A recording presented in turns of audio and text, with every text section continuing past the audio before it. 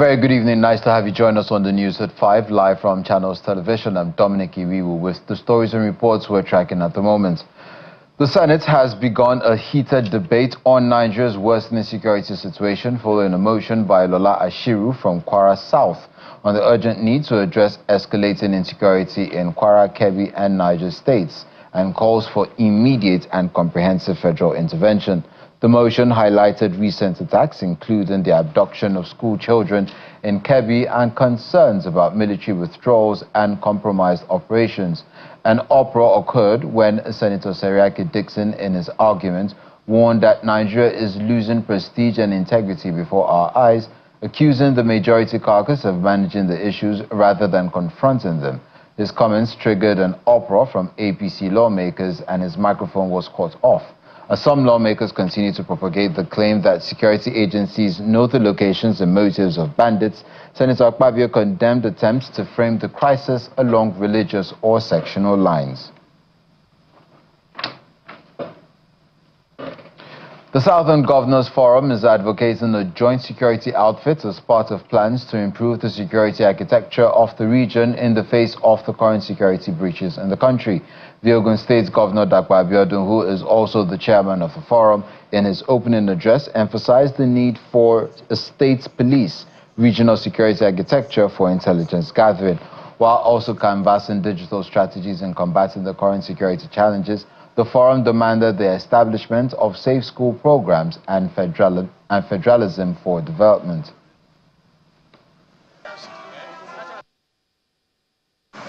Southern Nigeria now stands at a pivotal moment, marked by rising threats to security, economic pressures, and the urgent need for coordinated leadership.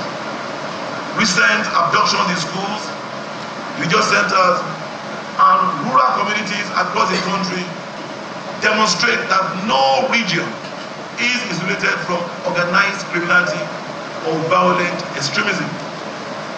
Distinguished colleagues, as we deliberate on the security architecture of Southern Nigeria, it is important to state clearly that the creation of state police remains a non-negotiable component of our collective demand for true federalism and effective grassroots security. Our region has consistently advocated for a policing system that is closer to the people, more responsive to local realities, and better equipped to address the rapidly evolving threats that we face. The recent incidents across the country reinforce this urgency. A unified southern position on state police will not only enhance intelligence gathering and early warning capabilities, but also strengthen our ability to secure schools, farmlands, border communities, and critical infrastructure across our states. The recently freed 24 students of the government Girls Comprehensive Secondary School Maga in Kebbi State are now at the government house where they are being officially handed over to their parents. Before the handing over of the girls, the announcement of their rescue was also made public. As sources in the presidency say the release of the girls was facilitated through coordinated efforts by officials from the Office of the National Security Advisor and the Department of State Services.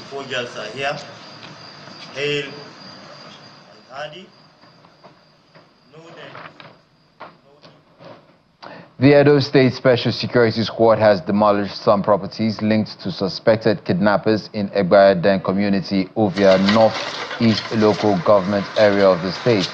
Speaking after the demolition, the coordinator of the Special Security Squad said the suspected kidnappers who are currently in police custody have already confessed to the crime.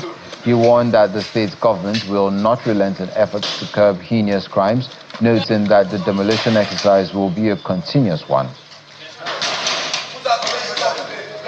We came to carry out a demolition exercise at Egbai community located in Ovia Northeast local government of one self-confessed kidnapper, Attorney Fegboa or something, Feda, and his co-kidnapper, who are indigenes of Delta State, but carry out their kidnap trades in Edo State here. The police arrested them after they were about to carry out a kidnap attempt on a business person, requesting for 500 million ransom. That was where they got caught. They have been in the business for a while. They had done some kidnaps that had led to a suspect. After collecting the ransom of 30 million, the suspect was killed as well. These persons have been in this trade for a while now, and it's unfortunate, like we always say, every day for the thief, but one day for the owner. I will use this medium to advise those that are still in this act. It's only a while. Just watch, take a look at those that have been caught in this act. The lifespan is so short. No matter how smart you are, you'll definitely be caught. The Director General of the Nigerian Center for Disease Control, Dr. Jide Idris, believes Nigeria has made notable progress against some diseases with improved diagnostics and vaccine investment. He, however, admits that the agency continues to face challenges in controlling cholera, which is linked to antibiotic resistance. He said this as he received cholera kits procured and delivered by the World Health Organization using a $500,000 grant from Japan.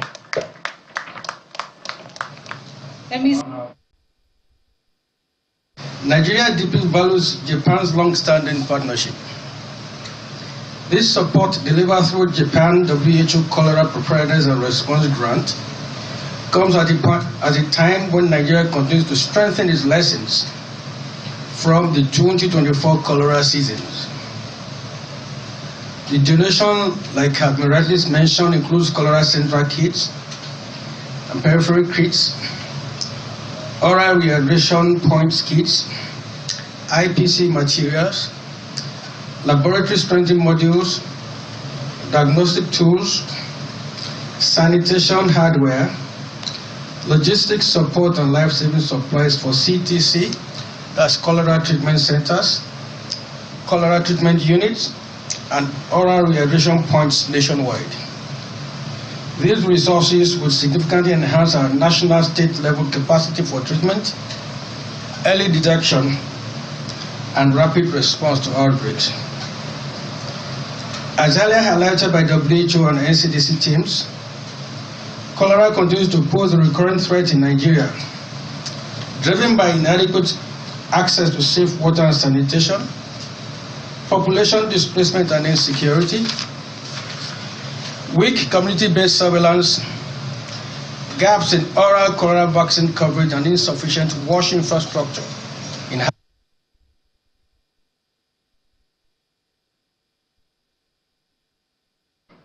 As part of programs to celebrate the 2025 World Children's Day, the United Nations Children Fund, UNICEF, in partnership with the Nigerian Guild of Editors and Diamond Awards for Media Excellence, have been discussing practical solutions for improving safe learning environments for children. The discussions formed part of a one-day symposium in Lagos with the theme, Equipping the Nigerian Child for the Future. How prepared are we? Speaking at the event, the president of the Nigerian Guild of Editors reinforces the role of the media in mainstreaming child rights, while the country representative of UNICEF Nigeria advocates for the government to implement the Safe School Declaration. The media is not a passive observer. It is an active participant in shaping public consciousness and influencing policy. Our constitutional obligation is clear. We must amplify the voices of the voiceless, bringing attention to the daily struggles of children. Government must collaborate openly with the media and civil society to build trust and transparency. Without strong political will, our advocacy remains incomplete. collectively, our action can write the narrative for millions of Nigerians. As editors, and I'm starting with myself, I'm rededicating myself to advocating for the rights and protection of Nigerian children. UNICEF is against any violence at school. Children need protection. Parents need to have their children safe at school. And I think also a very important thing is that Nigeria has ratified the Safe School Declaration. We are already collaborating with the government to implement the Safe School Declaration. And as such, this declaration needs to be implemented fully so that all children can go and learn in safety. Nobel laureate Professor Wole Soyinka has commended the economic recovery of Benue State following the cases of insecurity in the state. Professor Soyinka stated this during a tour of some of the projects of the state's government, including food and beverage factories in Makurdi, the state's capital. He urges the state's government to continue to improve the security situation to sustain the economic growth. Nobel laureate Professor Wole Soyinka in Benue, and one of his first port of call is the mega IDP camp in Guma local government of the state, which he last visited in 2021. He takes a tour of their tent area and classrooms to see the welfare and situation of the displaced persons. After leaving the camp, he's joined by Governor Hyacinth Alia to inspect some of the newly constructed 36 township roads, including the first Benue underpass. His next stop is the new Food Basket Brewery along Boko Road in Makurdi, the state capital.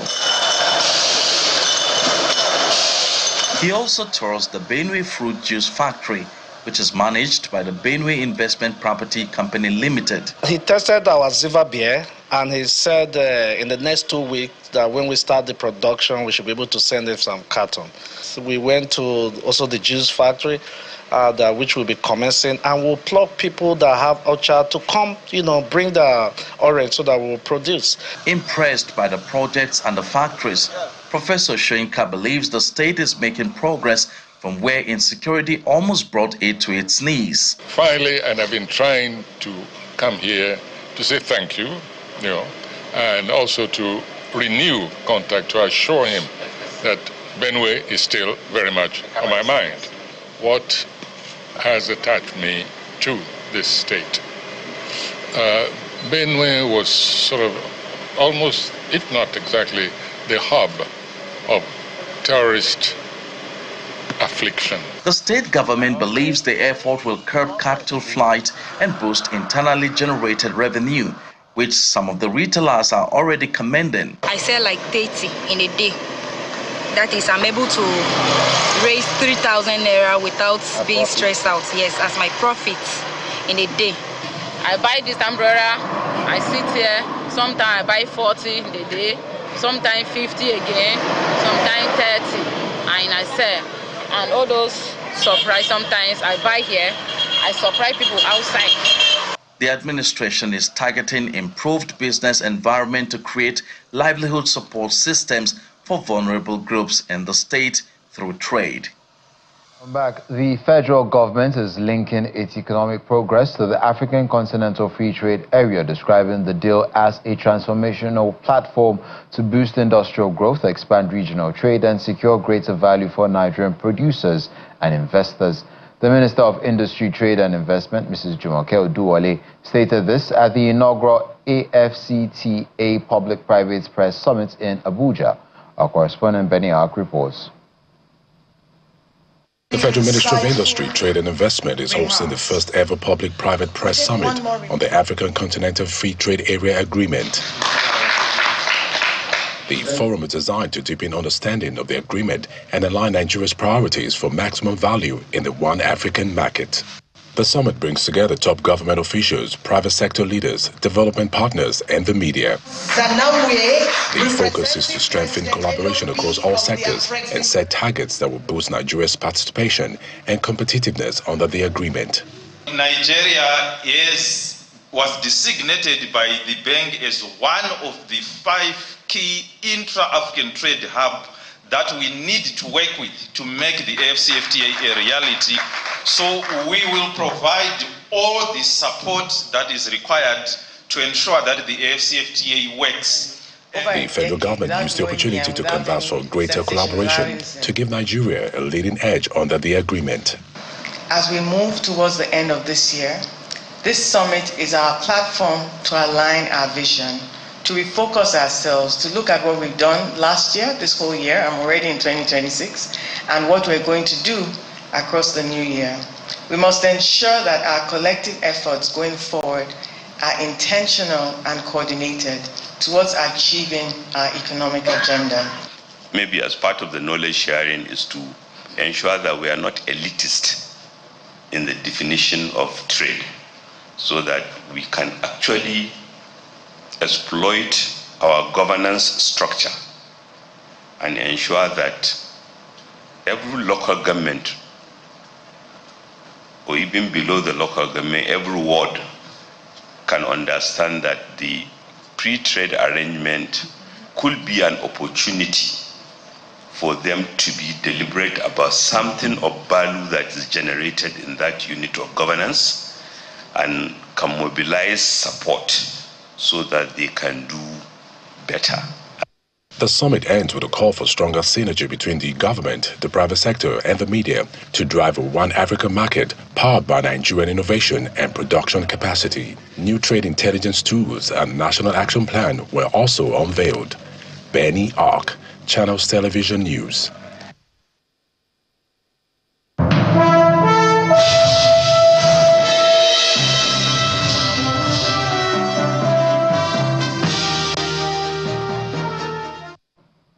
In the world of business, the 2025 African Investment Forum has started in Rabat, the capital of Morocco. This year's theme of Bridging the Gap, mobilizing private capital to unlock Africa's full potential, with a focus on the required estimated $130 to $170 billion annually for infrastructure. Our business editor John Mekwa reports.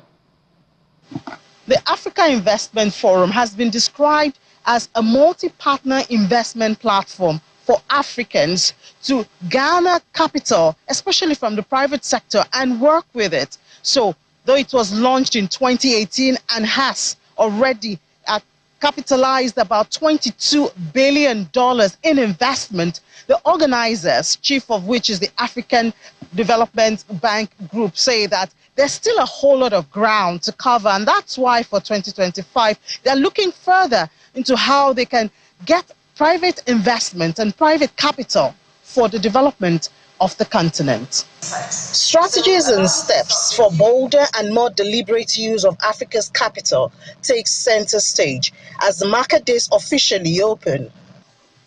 Here at the African Investment Forum, we are bridging the gap that exists between the public and private sector, between capital and project, and between ambition and achievement.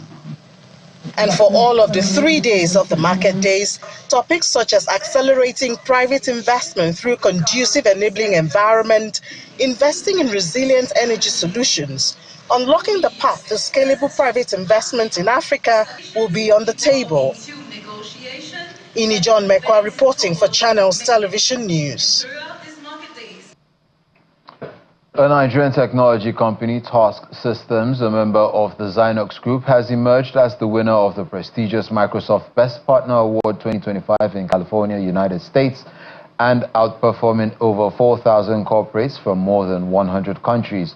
At Microsoft Ignite 2025, the CEO of Task Systems, Mrs. Gozi Ijogun, was presented with the award celebrating Nigerian innovation and the support of the federal government and corporate partners.